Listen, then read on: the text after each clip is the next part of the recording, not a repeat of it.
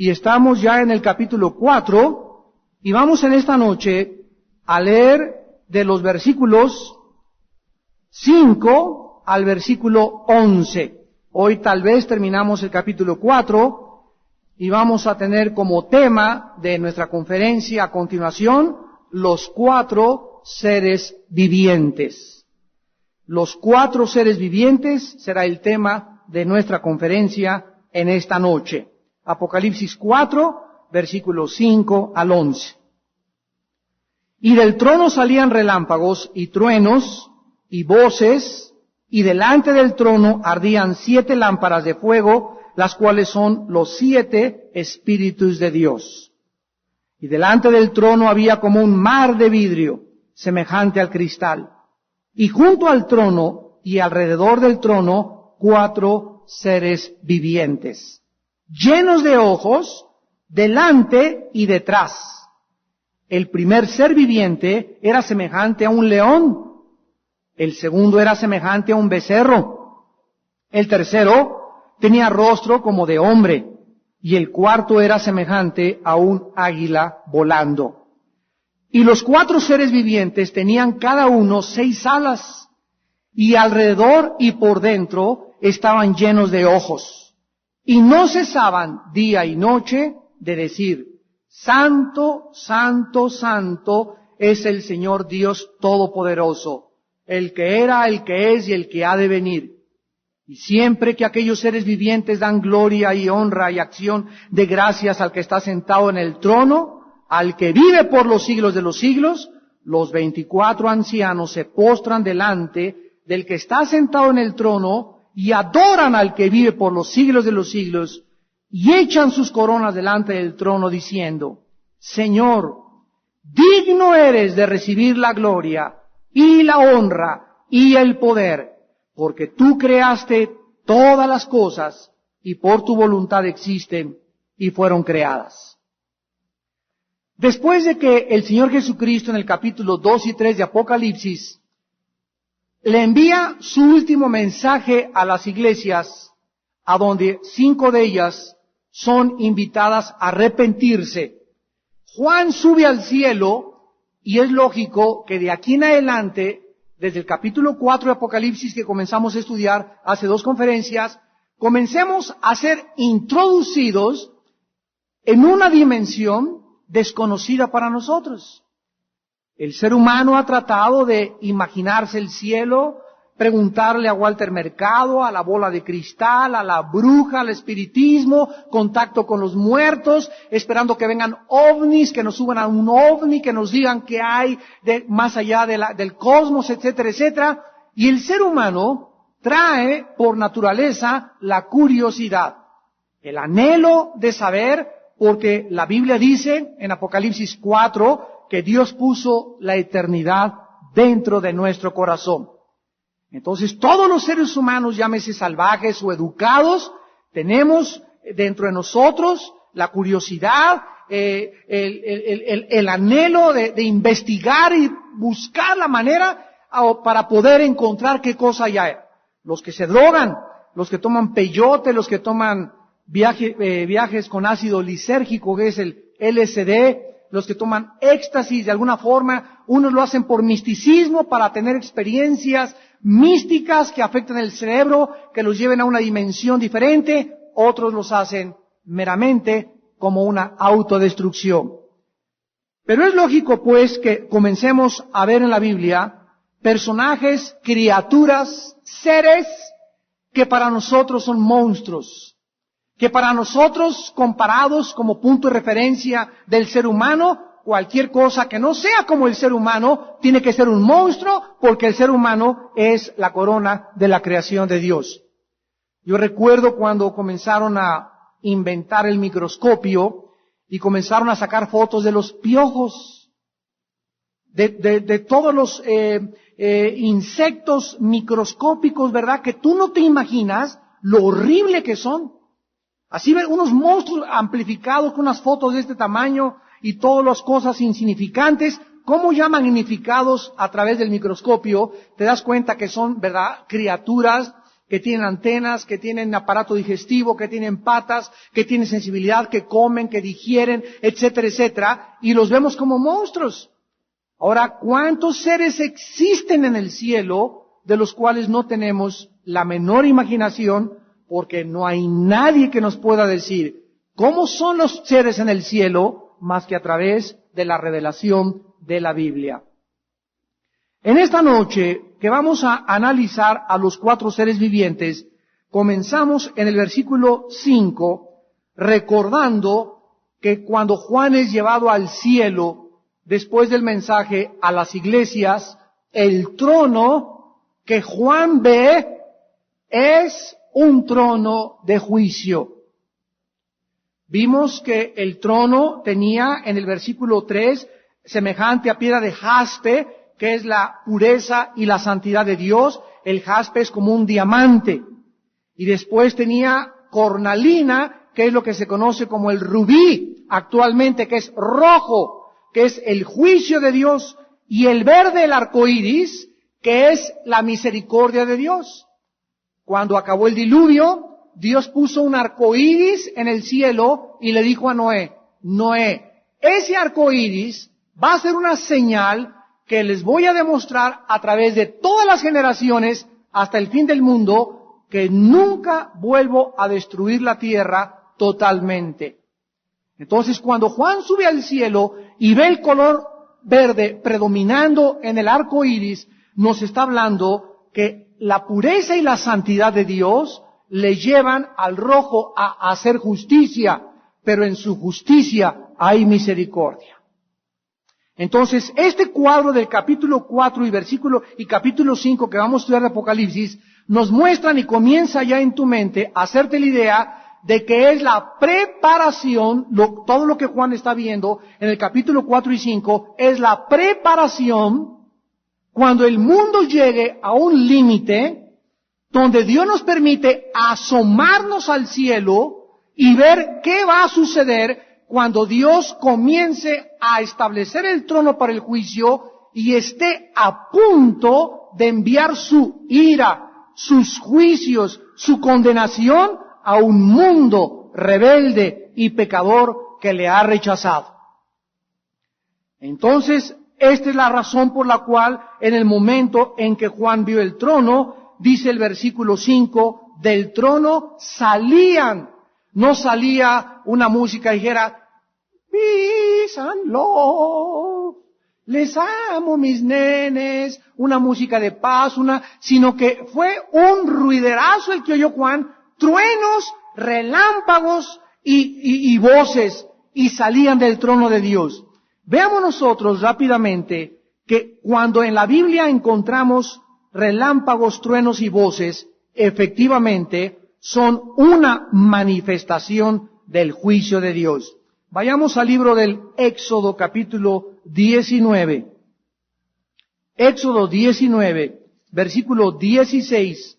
Y vean ustedes lo que sucedió en el monte Sinaí cuando Dios le revela la ley a Israel. Dice Éxodo 19, 16, aconteció que al tercer día, cuando vino la mañana, vinieron, ¿qué cosa? Truenos y relámpagos y espesa nube sobre el monte y sonido de bocina muy fuerte. Y se estremeció el pueblo que estaba en el campamento. Vemos, ¿verdad? Entonces que estos juicios, regresamos a Apocalipsis y volvamos a ver esta expresión en otras partes del Apocalipsis. Vayamos ahora a Apocalipsis 8, versículo 5. El ángel tomó el incensario y lo llenó de fuego del altar y lo arrojó a la tierra y hubo truenos y voces y relámpagos y un terremoto. Aquí en este cuadro, cuando lleguemos a este punto en el estudio, vamos a ver que está un ángel enfrente del altar con un incensario, alguien llega y le da más incienso al ángel, o sea, esto nos habla que en ese momento había santos. Ya aquí en los juicios de Dios hay santos en la tierra orando, porque dice aquí que el incienso era las oraciones de los santos. Entonces se le da más incienso al ángel, que son las oraciones de los santos, para que los llene. El ángel entonces, aquí en Apocalipsis 8, se acerca al altar, y el altar hay fuego, y toma fuego del altar y lo pone en el incensario. Y el ángel hace esto, vuelca el incensario sobre la tierra. O sea, ¿por qué van a caer los juicios de Dios sobre el mundo? Por las oraciones de nosotros. La razón en Apocalipsis por la cual Dios va a juzgar al mundo es porque todas las oraciones de nosotros serán contestadas. Y aquí vemos nosotros que en este momento los truenos, los voces y los relámpagos y el terremoto son la consecuencia de las oraciones completadas de los santos en el cielo. Apocalipsis 11, versículo 19. Y el templo de Dios fue abierto en el cielo y el arca de su pacto se veía en el templo. Y hubo relámpagos, voces, truenos, otra vez un terremoto y grande granizo. Aquí nos encontramos ya en la séptima trompeta del versículo 15, donde ya vemos que se lleva a cabo el juicio de Dios, acompañado de los mismos elementos, truenos, voces, relámpagos. Y Apocalipsis 16, versículo 18. Entonces hubo relámpagos y voces y truenos. Ahí vemos otra vez en la séptima copa los mismos elementos, relámpagos, voces y truenos, un gran temblor de tierra, un terremoto tan grande como no lo hubo jamás desde que los hombres han estado sobre la tierra.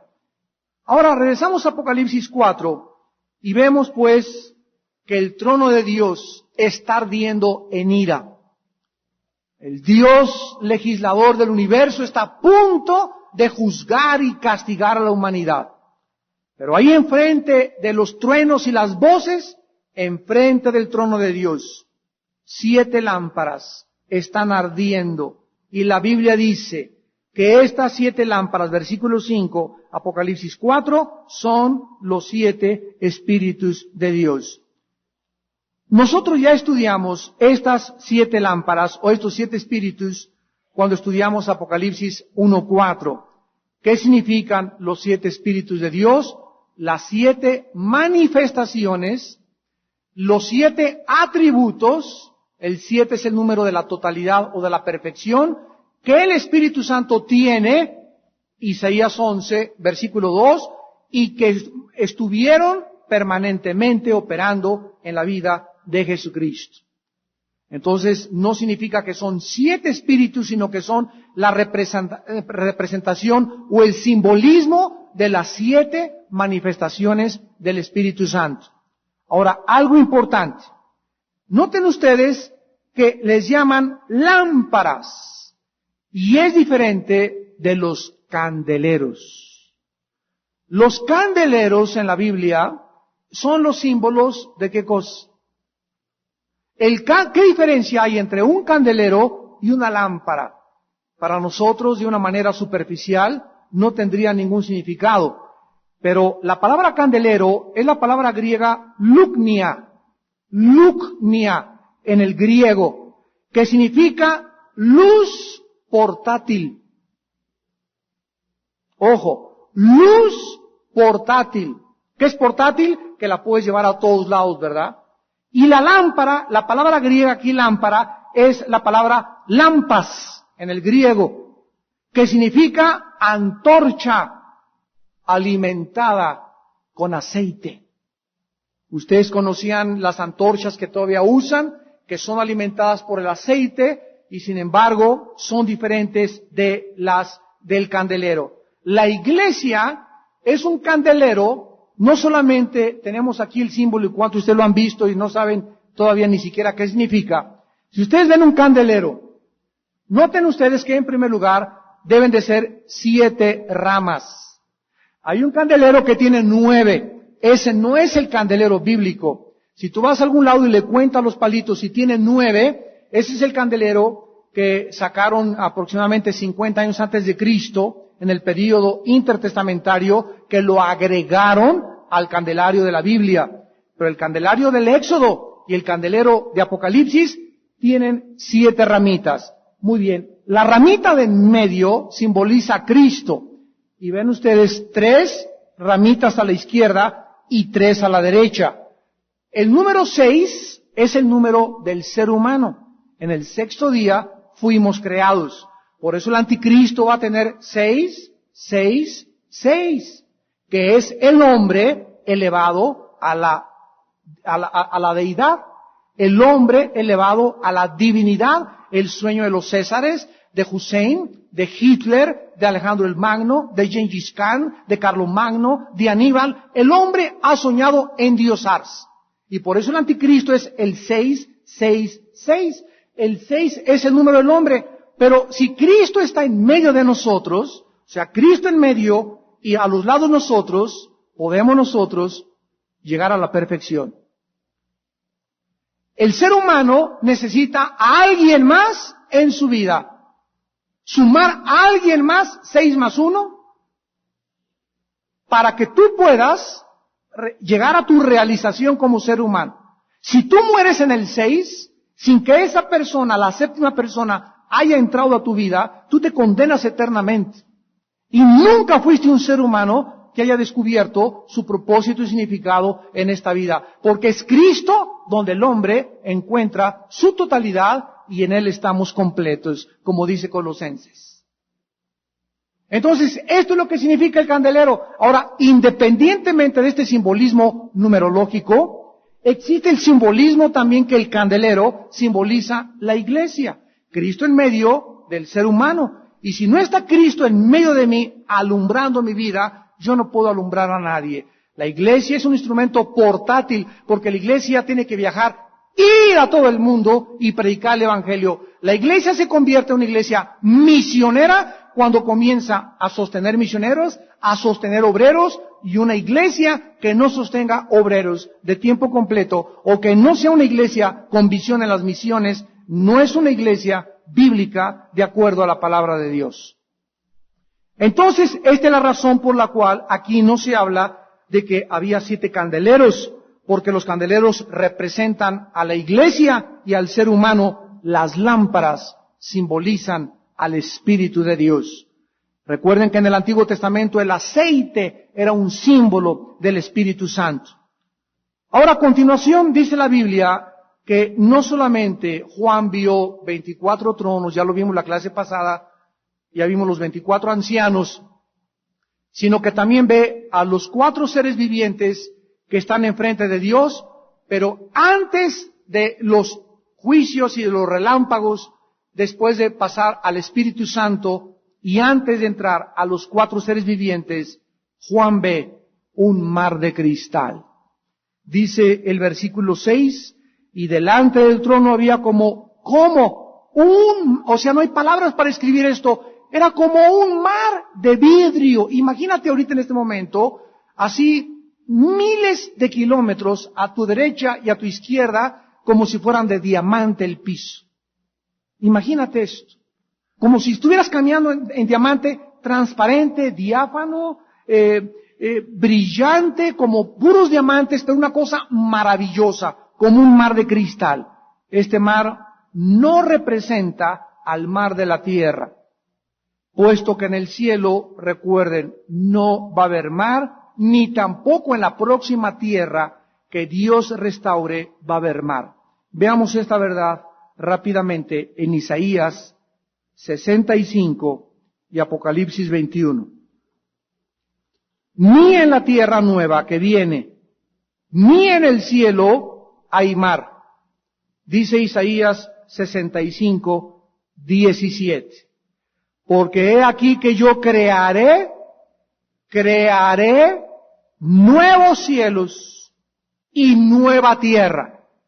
No va a haber Plutón, Marte, Luna, Sol, cosmos, partículas de polvo cósmicas. No va a haber movimiento elíptico alrededor del planeta del Sol. No va a haber las galaxias como las conocemos ahora. Van a ser nuevos cielos y una tierra perfectamente bien restaurada. Y de lo primero, no habrá memoria. O sea que si tú vas al cielo y estás ahí arriba, no va a estar en el cielo. Ay, no veo a mi mamá. Y mi perro Fido tampoco se subió aquí. Y mi abuelito, mi novio mi esposo, mis hijos, cuando estemos en el cielo, el cassette se nos va a borrar. Se nos va a permitir por un tiempo en el milenio recordar muchas cosas, pero en la nueva creación vamos a ver nosotros que no va a haber memoria de las cosas anteriores. Porque si hubiera memoria y estuvieras extrañando a tu cuñado, a tu tía, a tu suegra, a tu exesposo, a tu esposa, a tus hijos, no serías feliz. Entonces vamos a estar en una dimensión totalmente diferente.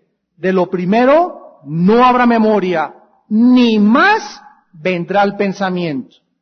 ¿Qué es lo que nos impide muchas veces ser felices en este cuerpo que tenemos actualmente? Ay, hace 5 años se murió mi abuelita.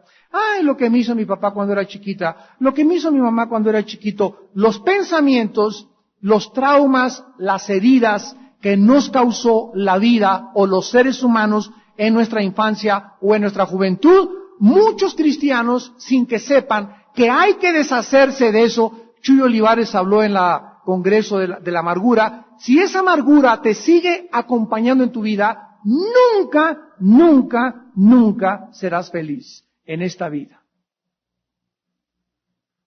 Porque lo que le impide en esta vida a mucha gente ser feliz es su pasado. Y la Biblia quiere que tú entiendas que cuando vienes a Cristo, Él perdona tus pecados, sepulta tus pecados, y si tú pecaste, la sangre de Cristo, Él te limpia, y tú tienes que proyectarte hacia adelante, hacer paz con tu pasado, para vivir tranquilo en el futuro y tener esperanza en una vida mejor. El pasado atormenta a los seres humanos. Y rápidamente en Apocalipsis 21 vemos la misma verdad que escribió Isaías, el profeta hebreo. Dice el apóstol Juan, Apocalipsis 21, vi un cielo nuevo y una tierra nueva. Juan los vio. Porque el primer cielo y la primera tierra pasaron y el mar ya no existía más.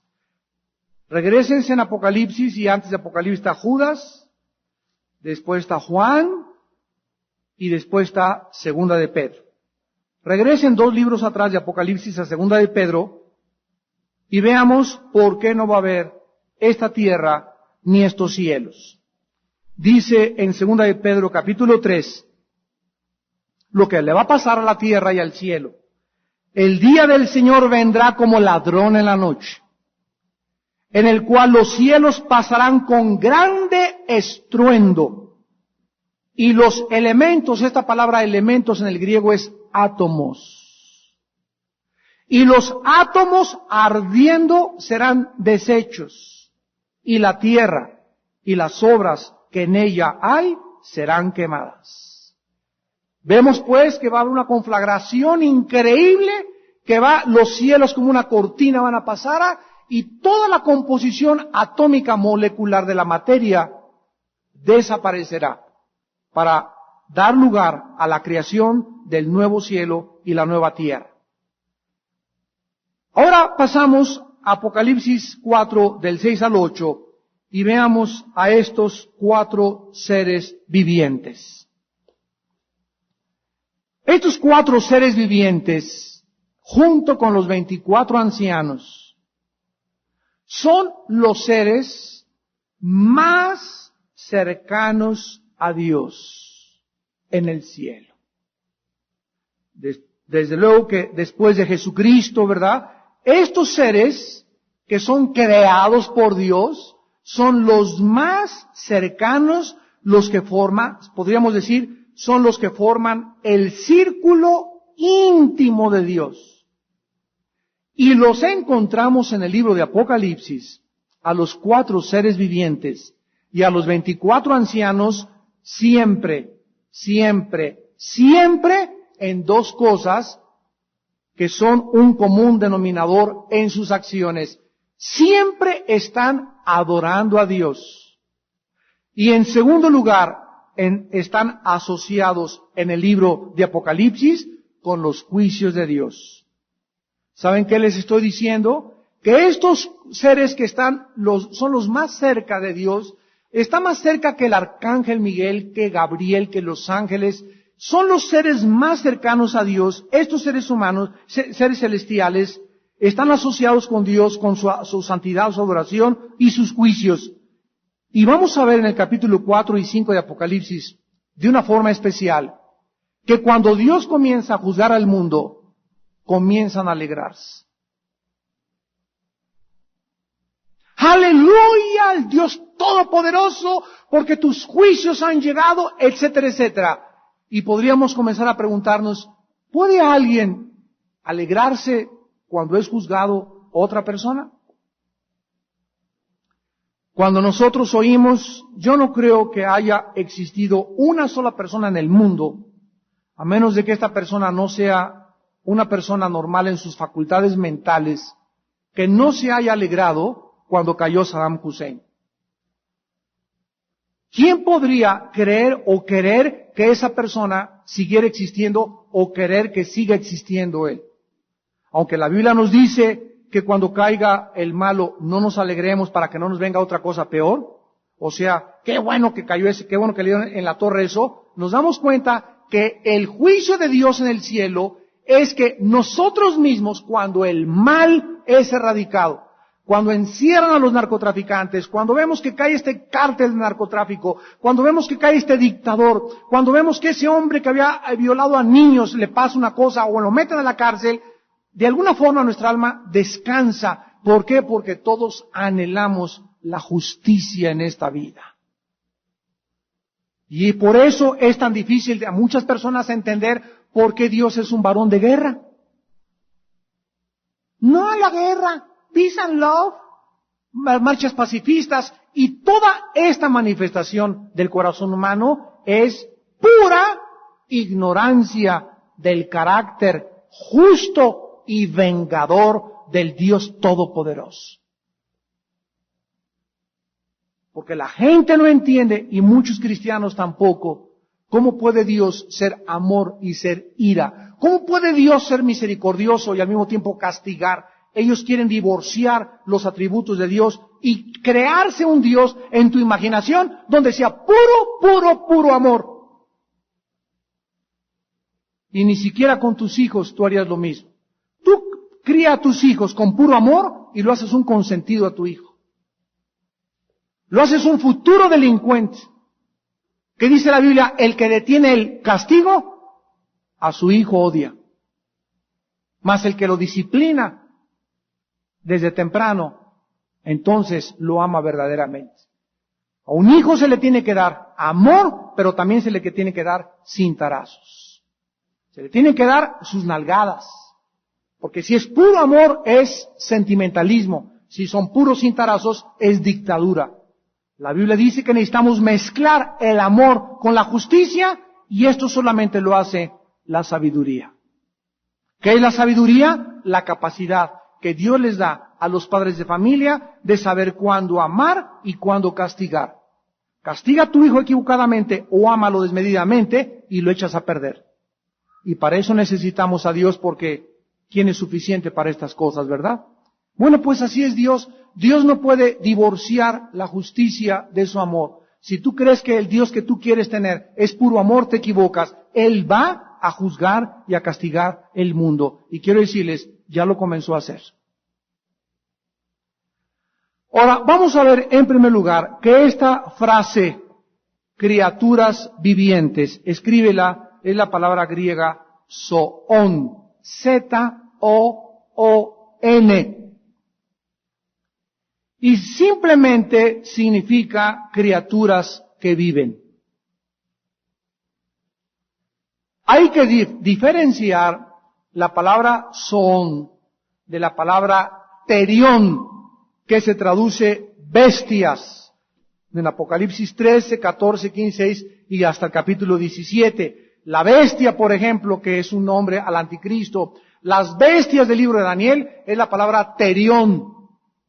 Pero aquí es la palabra zoon, que significa criaturas que viven. Así que vamos a llamarles desde aquí en adelante simplemente, Juan vio 4 criaturas. Ahora, estos seres vivientes, en segundo lugar, deben ser distinguidos de los ancianos. Cuidado. Veamos Apocalipsis 4:9. Siempre que aquellas criaturas o aquellos seres vivientes dan gloria y honra y acción de gracias al que está sentado en el trono, los 24 ancianos, aquí vemos entonces que los seres vivientes son diferentes de los 24 ancianos y que los seres vivientes están más cerca de Dios que los 24 ancianos. Cuando los seres vivientes dan gloria y honra y acción de gracias al que está sentado en el trono, los 24 ancianos responden después de que los 4 criaturas están adorando a Dios. La respuesta a los 24 ancianos es caer postrados delante del trono y adorar al que vive por los siglos de los siglos. Entonces, son dos cosas diferentes. En segundo lugar, vayamos a Isaías 6 y veamos que no son serafines. Los serafines, aun cuando tienen 6 alas, igual que los querubines, estos seres, criaturas vivientes, no son serafines. En el versículo 2, cuando a Isaías se le concede la visión de ver la gloria y el trono de Dios, que por encima, estos 4 seres vivientes, ¿dónde están? Junto y alrededor del trono. Y arriba del trono hay otras criaturas que se llaman serafines.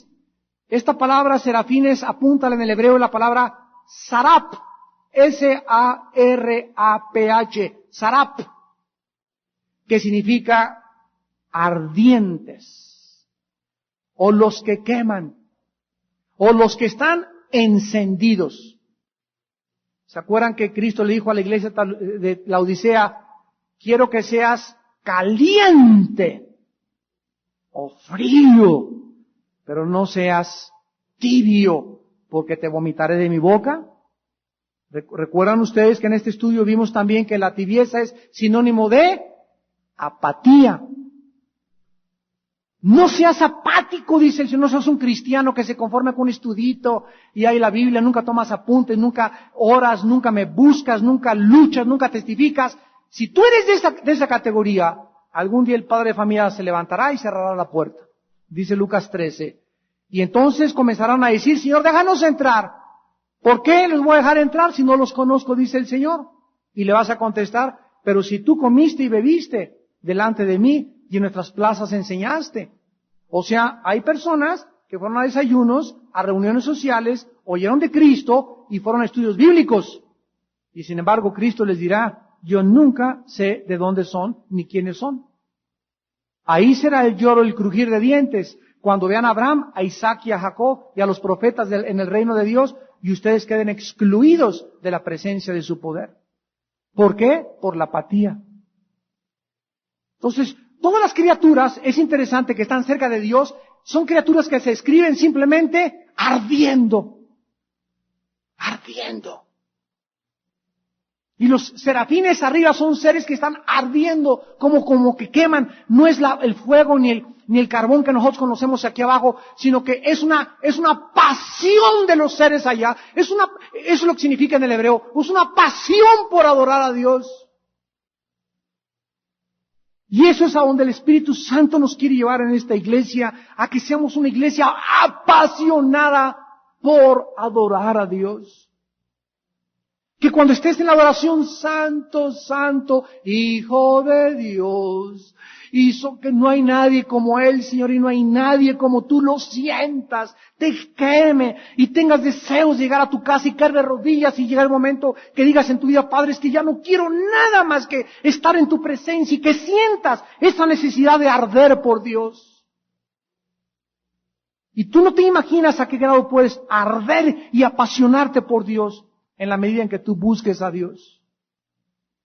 Pero cristianos apáticos, cristianos que hacen las cosas mecánicamente como robots, cristianos que no tienen ningún interés ni de las almas, ni aman las almas, ni les preocupa leer la Biblia, ¿verdad? Dios los va a vomitar.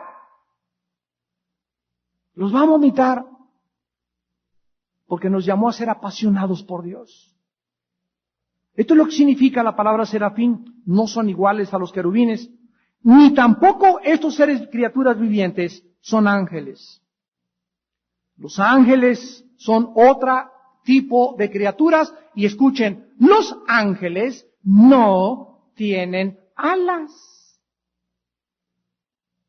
Así que si por ahí tienes en tu casa pinturas o retratos de ángeles con las alotas grandotas, ¿verdad? Eso es de Santa Claus.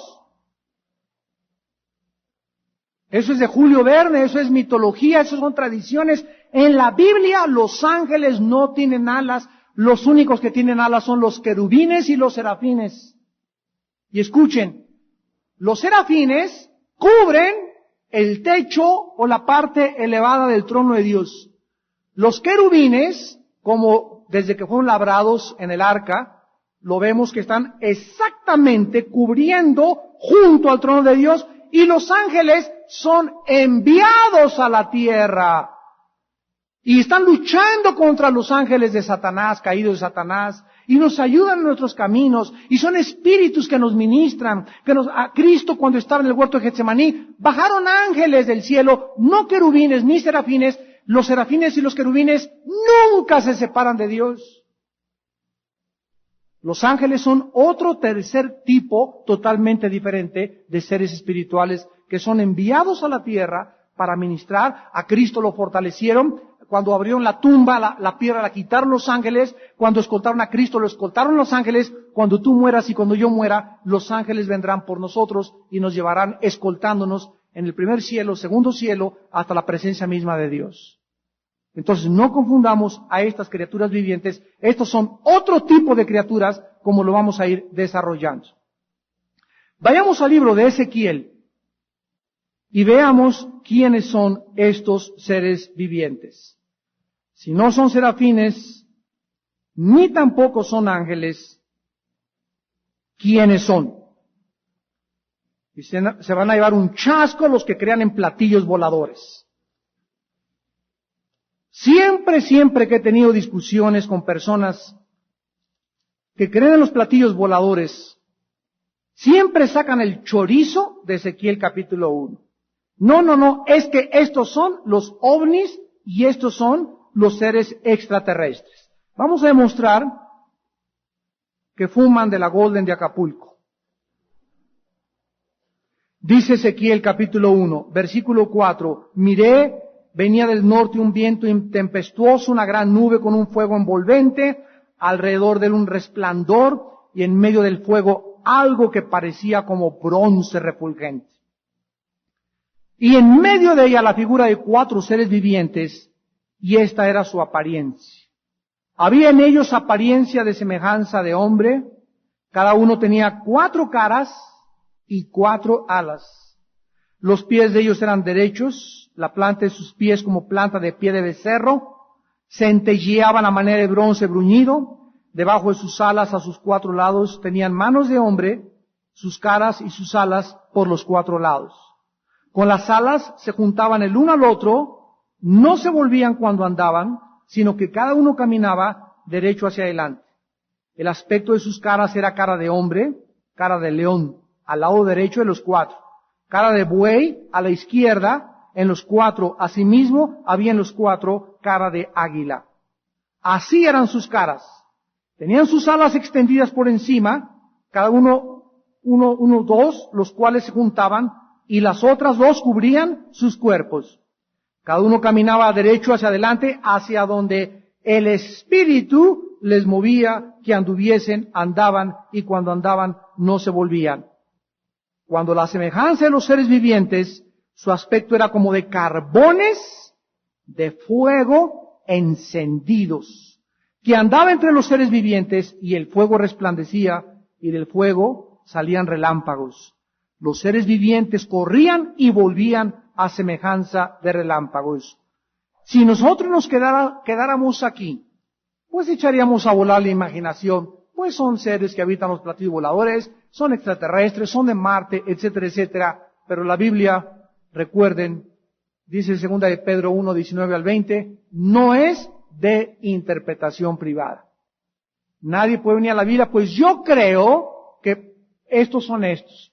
Pues yo pienso, según mi entender, que son marcianos. Pues yo creo que la Biblia, y yo pienso, ¿sabes una cosa? A Dios no le importa lo que tú pienses. Para acabar pronto. Entonces debemos de dejar que la Biblia misma, es una de las principales leyes de la hermenéutica, se interprete a sí misma. Dice el Salmo 119, la suma de tu palabra es la verdad. Entonces, ¿por qué existen las sectas? Son grupos que llegan y sacan un versículo, le dan su interpretación sin tomar en cuenta los otros 65 libros de la Biblia, porque son 66 libros de la Biblia que todos hacen una armonía y todos absolutamente forman la unidad sobrenatural inspirada por Dios. Vayamos al capítulo 10 de Ezequiel y veamos quiénes son. A ver si son tus parientes o el chamuco que se te apareció anoche y que te dijo que era Juan Diego. En Ezequiel capítulo 10, versículo 15 y versículo 20, el mismo profeta escribe, y se levantaron los querubines, este es el ser viviente que vi en el río Quebar. Lo que acabamos de leer sucedió en el río Quebar. Versículo 20. Estos eran los mismos seres vivientes que vi debajo del Dios de Israel junto al río Quebar y conocí que eran querubines. Esto es maravilloso porque vayamos ahora al segundo libro de Samuel y veamos que precisamente cuando Dios diseñó el arca del pacto, de la cual nos habló nuestro hermano Rafael Holland en el Congreso, estuvo precioso ese mensaje, era un arca donde estaba la vara de Aarón, donde estaba el maná y las leyes, y arriba el propiciatorio, donde la sangre era vertida por el sumo sacerdote una vez al año, en el mes de Tishri, en el día de Yom Kippur, el día de la expiación, y arriba del propiciatorio, mirando a la sangre, ¿quiénes estaban labrados? 2 querubines de oro. O sea, cuando Dios desde el cielo le dijo a Moisés, Moisés, aquí están los planos para que hagas el tabernáculo, hazlos conforme al modelo de ahí arriba. O sea, todo absolutamente lo que existe en este mundo es el reflejo de lo celestial. Entonces, allá arriba, ¿qué significa el arca? La presencia de Dios. Los querubines abajo y los querubines arriba representan que son los que están más cerca del trono de Dios. Dice pues aquí en 2 de Samuel 6, versículo 2, se levantó David y partió de Balá, de Judá, con todo el pueblo que tenía consigo para hacer pasar de allí el arca de Dios, sobre la cual era invocado el nombre de Jehová, de los ejércitos que mora entre los querubines. Por toda la Biblia, el mismo pensamiento, los mismos autores, los mismos profetas nos revelan la misma verdad. Las criaturas, estos seres vivientes que no entendemos, son los que están más cerca de Dios. Regresamos a Apocalipsis y veamos que dice que en primer lugar estos seres vivientes estaban llenos de ojos. Versículo 6, Apocalipsis 4. Llenos de ojos delante y detrás. Esto simboliza su conciencia alerta. Son seres espirituales con un conocimiento y una inteligencia sobrenatural que poseen, y aún cuando no son omniscientes, o sea, no son seres, no hay nadie en el universo que todo lo sepa más que Dios el Padre, el Hijo y el Espíritu Santo. Aun cuando no son omniscientes, nada que pertenezca a sus deberes escapa del escrutinio de estos querubines. Tenemos que recordar algo. Si estos seres celestiales son los seres más cerca de la presencia de Dios. ¿Quién era Satanás antes de caer? ¿Qué dice Ezequiel 28:14?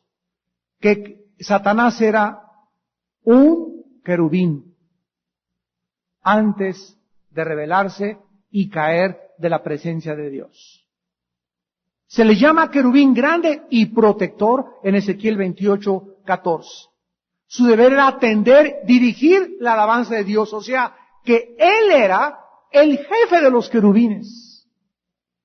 Los serafines y los querubines estaban debajo de Satanás, luego siguen los serafines, luego los ángeles, y así hay círculos concéntricos en el cielo de los seres espirituales. Pero Satanás era el máximo de todas las criaturas que Dios hizo, aún superior a los 24 ancianos. Ese era el poder tan grande de Satanás. La belleza, la armonía, la sabiduría. Dice Ezequiel que nadie fue creado como Satanás, como se le llamaba Lucifer, o Luzbel, que significa el que brilla. Satanás era una antorcha resplandeciente en el cielo antes de caer. ¿De qué nos habla esto? ¿Cuál es nuestra advertencia para nosotros en esta noche? Que no importa cuán cerca vivas de Dios, ten cuidado. Si piensas que estás firme, puedes caer. Hay un ser que estuvo más cerca de Dios que cualquier otro ser, y es un ser condenado al lago de fuego. Si tú piensas que porque ya eres amigo de Dios y ya eres predicador y eres pastor y ya vas camino al cielo, ten cuidado. A Sansón le pasó lo mismo y comenzó a ver otras muchachas y el espíritu le abandonó. Ten cuidado porque a Saúl le pasó lo mismo y acabó en la adivinación y en la brujería. Ten cuidado porque Saúl acabó vendiendo su salvación por un miserable, mugroso, sudoroso, polvoroso plato de lentejas. Y ese plato de lentejas puede ser tu novio, que vendas todo lo que Cristo te da por ese mugroso, sudoroso, polvoroso, roto quintopatiero. O por ese negocio, o por esa ambición, o por ese poder, o por ese dinero, por ese coche. Hay tantas cosas que nos pueden alejar de la presencia de Dios. Sin que nos demos cuenta, acabaremos lejos del trono de Dios. Dice la Biblia, regresamos también, que tenían la semejanza, y aquí terminamos, de un león, un becerro, un ser humano y un águila volando. Apocalipsis 4:7. Esta descripción nos retrata a estas criaturas en su relación con el mundo creado. Recuerden que en Ezequiel también, él vio lo mismo. El león, el becerro, un ser humano y el águila. ¿Qué relación existe para que estas criaturas tengan forma de animales? 3 animales en medio de un ser humano. Sabemos que el león representa la fuerza y el dominio de la selva y de las bestias feroces. El becerro o el buey representa en la Biblia la mansedumbre y el servicio de las criaturas domesticadas. El hombre representa la razón y la inteligencia espiritual, porque somos el pináculo de la creación de Dios. Y el águila volando es el ave que representa a la reina de las aves por su velocidad y porque es la única ave que cuando viene una tormenta se enfrenta a la tormenta. Todas las demás aves se esconden cuando viene la lluvia. El águila, dice en Isaías 40, los que esperan en Jehová tendrán fuerzas como el águila. ¿Por qué se nos compara a las águilas? Porque los que esperamos en Dios, cuando vengan los problemas, no vamos a escondernos ni a huir de los problemas, vamos a enfrentar el problema con tanta fuerza que cuando vea Dios nuestra determinación de enfrentarnos al problema, Dios nos saca arriba el problema y los problemas quedarán chiquitos a nuestros pies. Porque somos más que vencedores por medio de aquel que nos amó. Estas criaturas vivientes, pues, vemos también que en las 12 tribus de Israel había algo semejante. Acampaban bajo 4 banderas.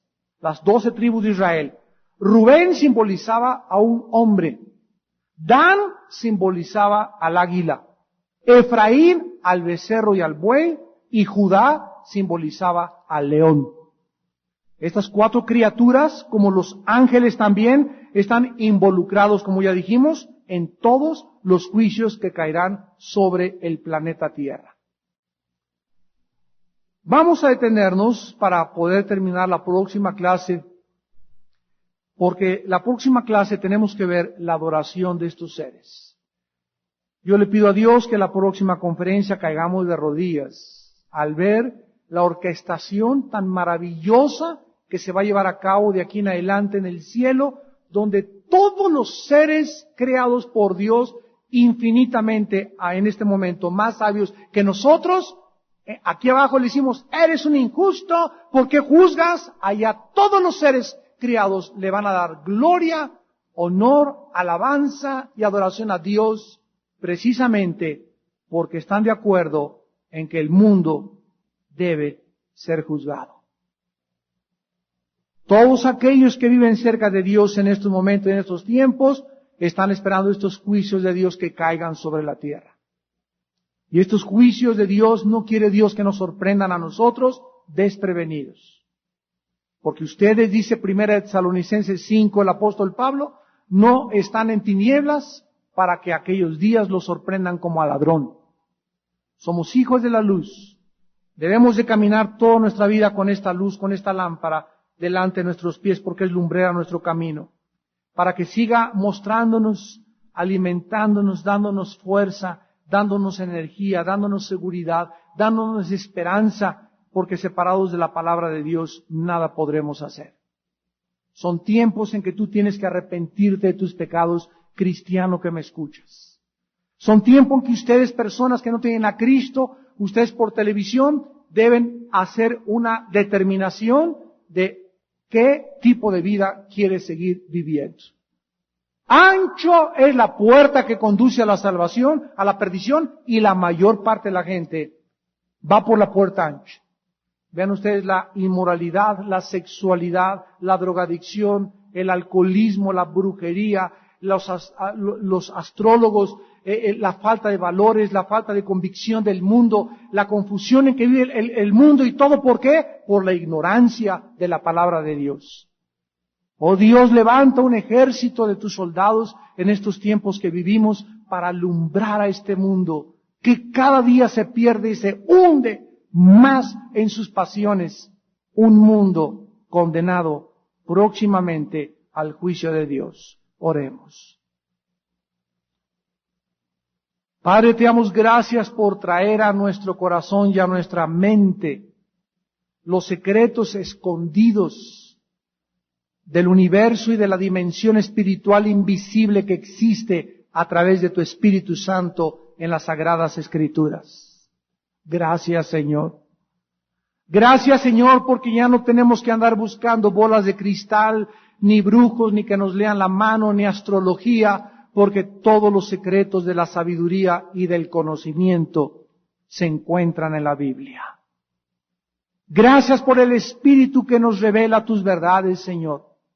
Gracias por tu Hijo Jesucristo, que murió en una cruz crucificado para dar su vida por nosotros y decirnos cuánto nos amas, cuánto nos amas. Porque de tal manera nos amó Dios que la razón por la cual murió en la cruz era para que supiéramos cuánto nos ama. De tal manera nos amó Dios que nos dio. La consecuencia del amor de Dios es el sacrificio de su Hijo. Dios dio, nos regaló, nos ofreció a su Hijo Jesucristo. Oh Dios, pero ¿cómo es posible que nos hayas amado a un mundo tan rebelde de tantos pecadores, tan sucios que somos y que éramos antes de conocerte? ¿Por qué nos amaste, Señor? ¿Por qué? La palabra de Dios dice, porque Dios es amor. La naturaleza de Dios es amar. Él es amor. Por eso nos amó, porque es su naturaleza amar.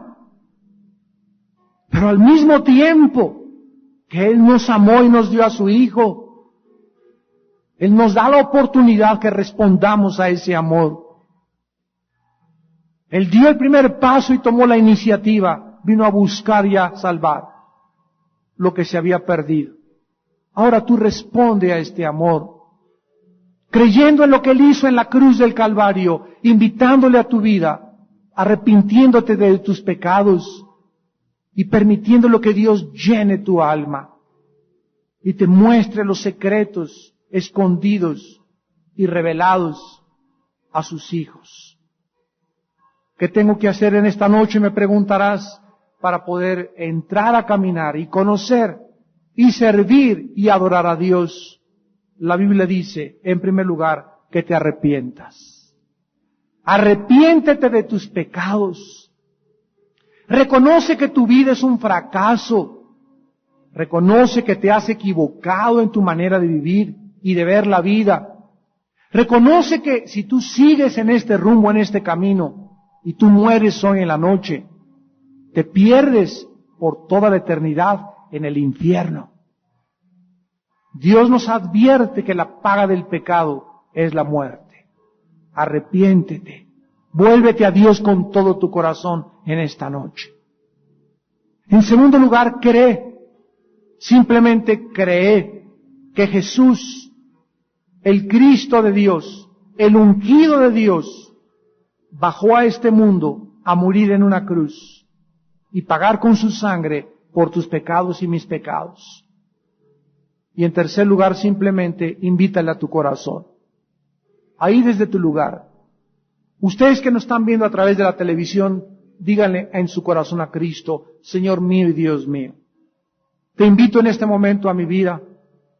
Te recibo como mi Señor. Perdona mis pecados porque te he ofendido y lávame con tu sangre preciosa. Sé tú mi Señor y mi Salvador desde esta noche, desde este momento en que te estoy escuchando, y cambia mi vida.